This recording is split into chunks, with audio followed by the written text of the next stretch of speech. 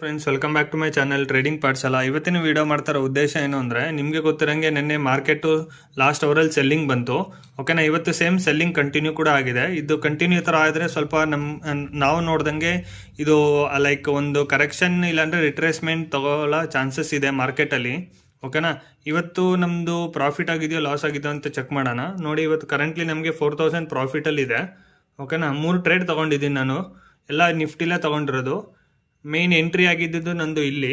ಓಕೆನಾ, ಇಲ್ಲಿ S L ಇದ್ದಿದ್ದು ಇಲ್ಲಿಂದ 20 ಪಾಯಿಂಟ್ಸು ಪ್ಲಸ್. ಯಾವಾಗ ಈ ಥರ ರಿಟ್ರೇಸ್ಮೆಂಟ್ ಬರುತ್ತೆ, ನಾವು ಈ ರಿಟ್ರೇಸ್ಮೆಂಟಲ್ಲಿ ಬೈ ಮಾಡೋಕ್ಕೆ ಹೋಗ್ಬಾರ್ದು. ಓಕೆನಾ, ಯಾವುದೇ ಥರ ರಿಟ್ರೇಸ್ಮೆಂಟ್ ಬಂದರೆ ಸೆಲ್ ಆನ್ ರೈಸ್ ಅಂತ ಅಂತಾರೆ. ಓಕೆನಾ, ಅಲ್ಲೂ ಕೂಡ ನಾನು ಪಿನ ಬೈ ಮಾಡಿ ಇಲ್ಲಿಂದ ಇಲ್ಲಿ 10 ಪಾಯಿಂಟ್ಸ್ ಇಡಿದೆ. ಪ್ಲಸ್ ಯಾವಾಗಿದು ಲೈನು ಏನು ಲೈಕ್ 21,600 ಬ್ರೇಕ್ ಆಯಿತು, ಅಲ್ಲೂ ಕೂಡ ಅಲ್ಲಿಂದ ನಾನು 10 ಪಾಯಿಂಟ್ಸ್ ಇದೆ. ಟೋಟಲ್ ನಂದು ಇವತ್ತು 3 ಟ್ರೇಡ್ ಆಗಿದೆ, ನೀವೇ ನೋಡ್ಬೋದು. ಟೋಟಲ್ ಇವತ್ತು ನಮ್ಮದು 4,000 ಪ್ರಾಫಿಟಲ್ಲಿದ್ದೀನಿ.